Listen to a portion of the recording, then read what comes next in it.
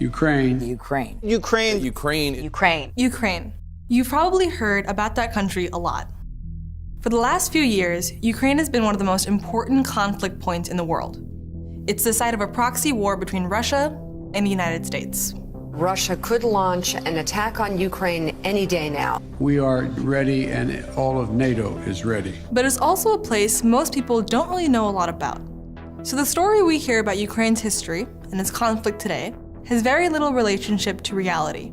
I'm going to tell you a story about modern Ukraine, but this is also a story about America and how American money and weapons ended up in the hands of these guys, the neo-Nazis and ultranationalists of Ukraine's far right. Let's start in 1991, when Ukraine became fully independent from the Soviet Union. And independence was tough. After the fall of communism, the economies of post-Soviet republics were falling apart. State institutions were being hollowed out. A so-called gangster capitalism was becoming dominant. So in the 1990s, Ukraine's economy and quality of life collapsed, and it's never really gotten better. Adjusted for inflation, Ukraine's GDP per capita was higher in 1990 than it was in 2020. Health outcomes are abysmal. In 2019, the life expectancy of Ukrainian men was lower than in Syria, Iraq, and North Korea. And as quality of life collapsed, nationalism flourished. Some people turned to extremist politics. And that was partly because Ukrainian nationalism, formed in opposition to the Soviet Union, tended to have a strongly right-wing flavor. To understand that, we have to look at a crucial figure in Ukrainian nationalist history, a guy named Stepan Bandera. You see, in the 1930s and 40s, Bandera wanted Ukrainian independence from Poland and the Soviet Union. So when the Nazis invaded, Bandera allied with them. His followers massacred huge numbers of Poles and Jews. But in spite of this legacy, Bandera is still viewed as a hero in the west of Ukraine. There are Stepan Bandera streets, museums, and monuments. In 2010, Bandera was even named an official hero of Ukraine. But Bandera is hated in the East, where Soviet identity was historically a lot stronger. And that East-West divide was a big fracture within Ukraine.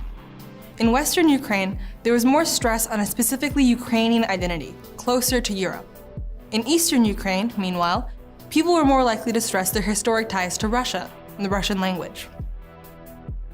Fast forward to 2010, when Ukraine elected a relatively pro-Russian politician named Viktor Yanukovych as its president, with strong support from voters in the East.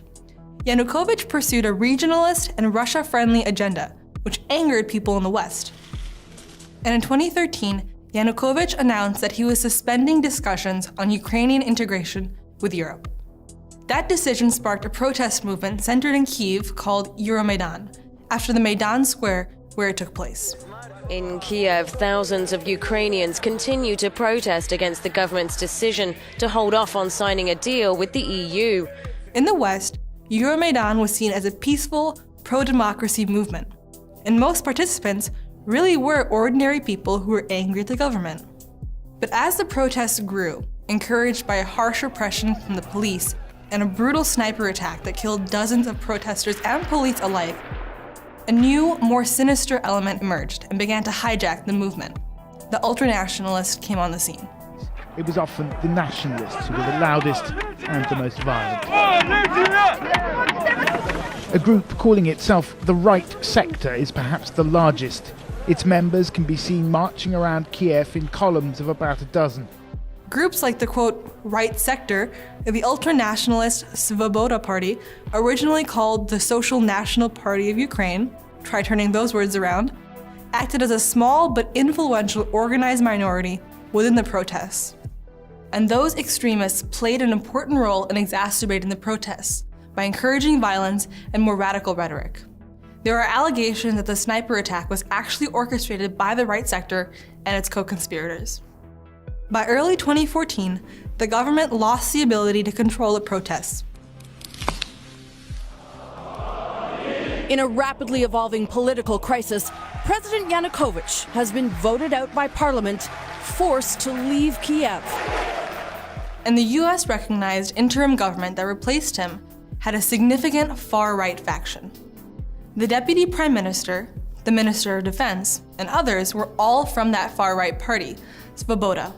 And this led to backlash in the east, because Eastern Ukrainians were horrified at what they saw as a far-right seizure of power, with veneration of Bandera and elimination of equal recognition for languages like Russian.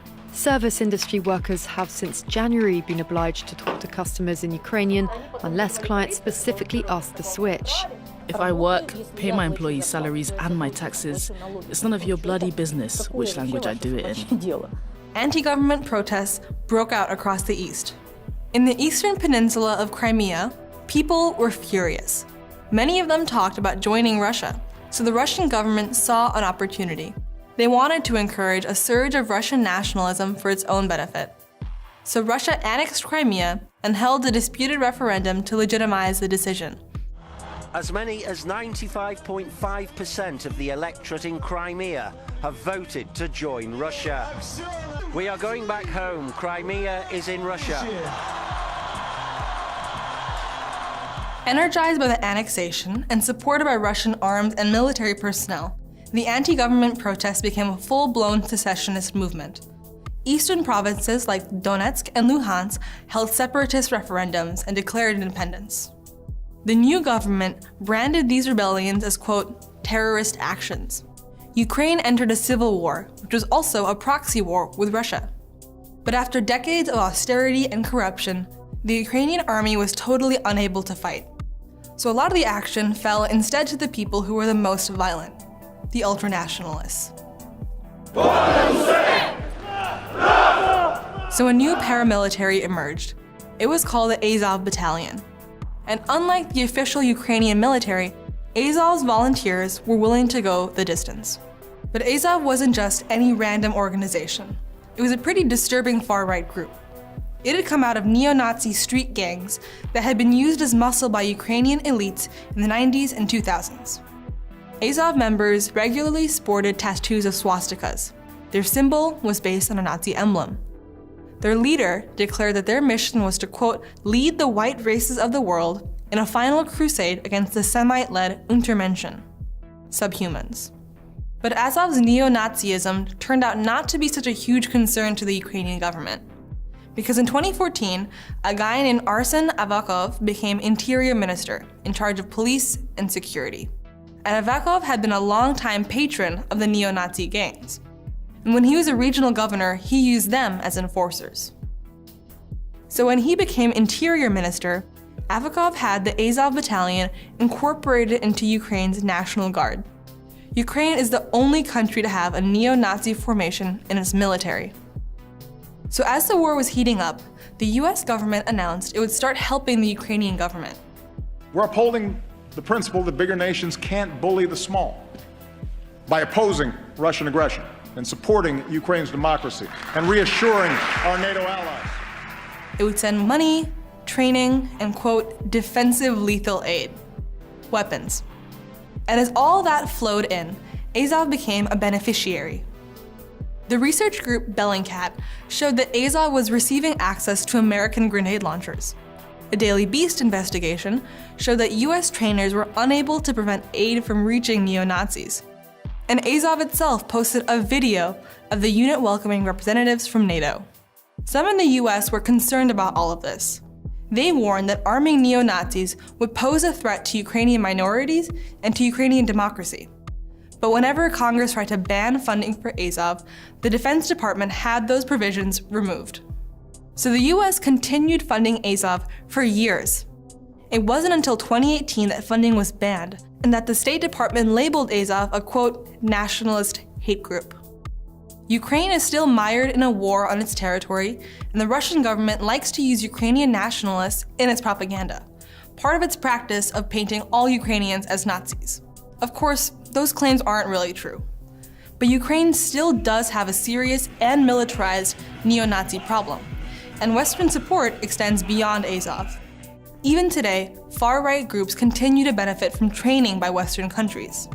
American politicians have met with far-right leaders. People of Ukraine, this is your moment. During the protests, American Senator John McCain made a public appearance with a leader of the far-right Svoboda Party. This guy. He had previously been kicked out of Ukraine's parliament for extreme anti-Semitism. And here's that same guy meeting with then Vice President Joe Biden. So since the 2014 uprising, Ukraine's far right has become increasingly powerful.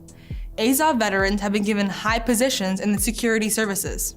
In 2016, Andriy Parubiy, pictured here when he was leading a neo-Nazi party in the 90s, became Speaker of the Ukrainian parliament, even as he continued to offer praise for Adolf Hitler. Here's Parubiy meeting with John McCain. The new Ukrainian government even made it a criminal offense to deny Bandera's heroism. And in 2021, the United States and Ukraine were the only two countries to vote against a UN resolution condemning the glorification of Nazism. A climate of impunity has developed around far-right violence. Attacks against Roma and gay people go unpunished. A 2018 report found that Ukraine had more incidents of anti-Semitic hate crimes than all other post-Soviet republics combined. So that's the story of how the far right helped cause the country to fracture. But it's also a story about America, how America's support helped legitimize the far right and allowed it to build influence. And that's a pattern you see over and over in American foreign policy. Getting involved in places we don't really understand and supporting groups, lesser evils, that we think serve our interests. And then being surprised when the blowback hits us in the face. In Central America, in the Middle East, in Southeast Asia, and now in Ukraine. I'm Hadia Afzal, Advocacy Associate for Just Foreign Policy for the Gravel Institute.